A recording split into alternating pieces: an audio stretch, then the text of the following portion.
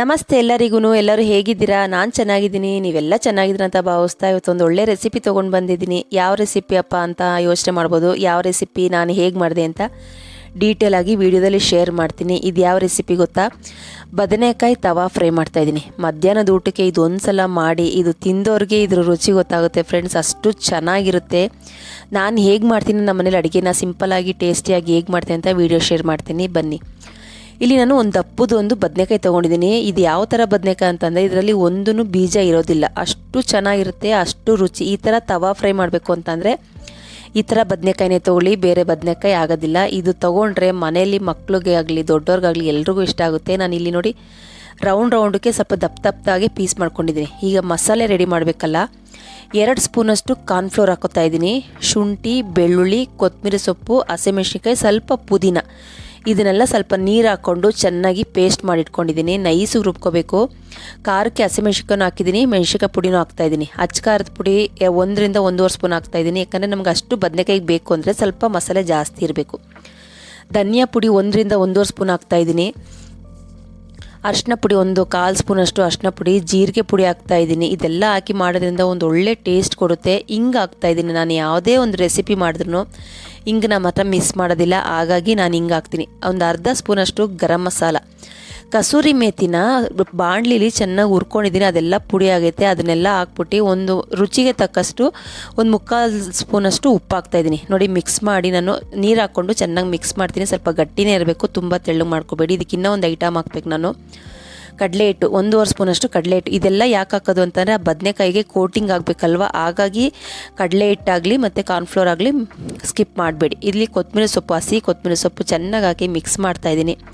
ಇದು magical Maggi masala. ಒಂದು masala Maggi ಹಾಕಿದ್ರೆ ಅದು ಚಟ್ಪಟ ಅನ್ನೋದಕ್ಕೂ ಒಳ್ಳೆ ಟೇಸ್ಟ್ ಕೊಡುತ್ತೆ. ಹಾಗಾಗಿ ನಾನು 1 ಪ್ಯಾಕೆಟ್ ಹಾಕಿದ್ದೆ. ಇನ್ನು ಯಾರೆಲ್ಲ ನಿಸರ್ಗ ಕುಕಿಂಗ್ ಚಾನಲ್ನ ಸಬ್ಸ್ಕ್ರೈಬ್ ಮಾಡ್ಕೊಂಡೆ ನೋಡ್ತಾ ಇದ್ದೀರೋ ದಯವಿಟ್ಟು ಸಬ್ಸ್ಕ್ರೈಬ್ ಮಾಡ್ಕೊಂಡು ಇಷ್ಟವನ್ನು ಲೈಕ್ ಮಾಡಿ, ನಿಮ್ಮ ಫ್ಯಾಮಿಲಿ ಫ್ರೆಂಡ್ಸ್ಗೂ ಶೇರ್ ಮಾಡಿ ನನ್ನ ವೀಡಿಯೋನ. ನನ್ನ ವೀಡಿಯೋ ಇಷ್ಟ ಆದರೆ ಪ್ಲೀಸ್ ಕಮೆಂಟ್ ಹಾಕಿ. ಅದರಲ್ಲಿ ಏನಾದರೂ ಸರಿ ತಪ್ಪಿದರೆ ನಾನು ಸರಿ ಮಾಡ್ಕೊತೀನಿ. ಚಟ್ಪಟ ಅಂತಂದರೆ ಸ್ವಲ್ಪ ಹುಳಿಯಾಗಿ ಬೇಕು ಅಂತಂದರೆ amchur powder, dry amchur powder ಹಾಕೋಬೇಕಾಗುತ್ತೆ. ನಾನಿಲ್ಲಿ ನಿಂಬೆಹಣ್ಣು ಹಾಕ್ಕೊಂಡಿಲ್ಲ, ಹಾಗಾಗಿ ಸ್ವಲ್ಪ ವಿನಿಗರ್ ಹಾಕೊಂಡಿದ್ದೆ. ಒಂದು ಅರ್ಧ ಸ್ಪೂನಷ್ಟು ವಿನಿಗರ್ ಹಾಕ್ಕೊಂಡು ನೋಡಿ ಬದನೆಕಾಯಿ ಸ್ವಲ್ಪನೂ ಕಪ್ಪಗಾಗಿಲ್ಲ. ಇದನ್ನೆಲ್ಲ ಹಾಕ್ಕೊಂಡು ಚೆನ್ನಾಗಿ ಮಿಕ್ಸ್ ಮಾಡಿ ಒಂದು 5 ರಿಂದ 10 ನಿಮಿಷ ಇಟ್ಟರೆ ಸಾಕು, ಜಾಸ್ತಿ ಇಡೋದು ಬೇಡ.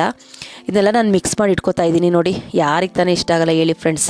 ಇದು ಮೀನು ಫ್ರೈನೂ ಅಲ್ಲ, ಯಾವ ಫ್ರೈನೂ ಅಲ್ಲ, ಬದನೆಕಾಯಲ್ಲಿ ಮಾಡಿರೋಂಥ ತವಾ ಫ್ರೈ. ಆ ಕೊತ್ತಂಬರಿ ಸೊಪ್ಪು ಬೇರೆ ಹಾಕಿರ್ತೀವಲ್ವ, ಹಾಗಾಗಿ ಅದು ಬೆಂದಾಗ ಒಳ್ಳೆ ಫ್ಲೇವರ್ ಕೊಡುತ್ತೆ. ಇಲ್ಲಿ ನಾನು ಹಂಚನ್ನ ಇಟ್ಕೊಂಡಿದ್ದೀನಿ. ತವಾ ಫ್ರೈ ಅಂತಂದರೆ ಹಂಚ ಮೇಲೆ ಮಾಡಬೇಕಲ್ವ, ಸ್ವಲ್ಪ ಎಣ್ಣೆ ಹಾಕೋತಾ ಇದ್ದೀನಿ. ಎಣ್ಣೆ ಎಲ್ಲ ಬಿಸಿ ಆಗ್ತದೆ ಅಂತ ಹಂಗೆ ನೋಡಿ ಬದನೆಕಾಯಿನೆಲ್ಲ ನೀಟಾಗಿ ಜೋಡಿಸ್ಬೇಕಾಗುತ್ತೆ. ಸ್ವಲ್ಪನೂ ಮಸಾಲೆ ಬಿಟ್ಕೊಳ್ಳೋದಿಲ್ಲ, ಹಂಚ್ಕಂಟುತ್ತೆ ಅನ್ನೋಂಗಿಲ್ಲ.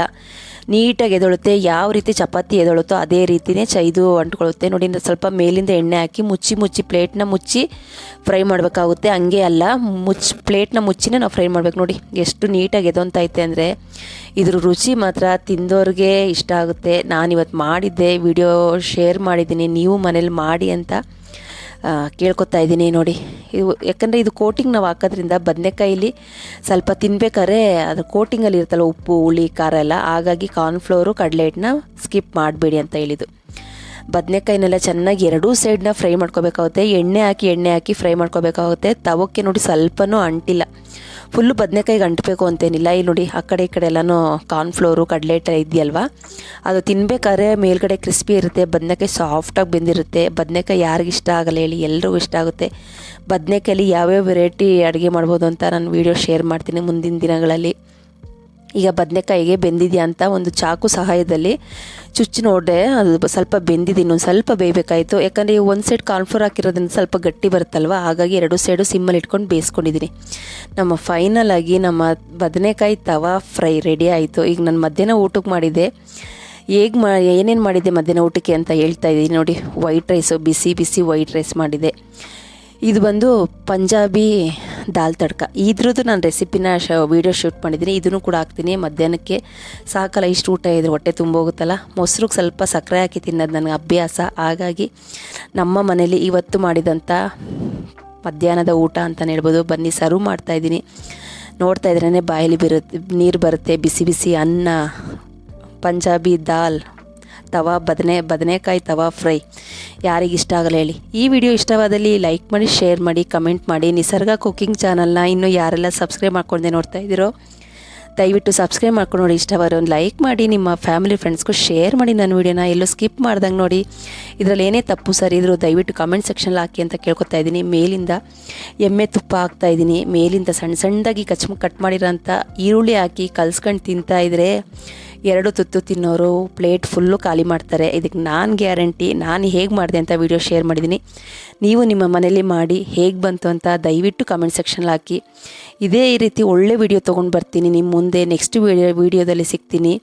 ನಮಸ್ತೆ ಫ್ರೆಂಡ್ಸ್. ನೋಡಿ ಇವಾಗ ಬದನೆಕಾಯಿ ಎಷ್ಟು ಸಾಫ್ಟಾಗಿ ಬೆಂದಿದೆ ಅಂತ ಅಂದರೆ ಅಷ್ಟೇ ಸಾಫ್ಟಾಗಿ ಬೆಂದಿದೆ, ಅಷ್ಟೇ ರುಚಿ ಕೂಡ ಅದೇ ರೀತಿ ಇರುತ್ತೆ. ನೀವು ಮಾಡ್ತೀರಂತ ನಂಬಿದ್ದೀನಿ. ನಮಸ್ತೆ ಫ್ರೆಂಡ್ಸ್.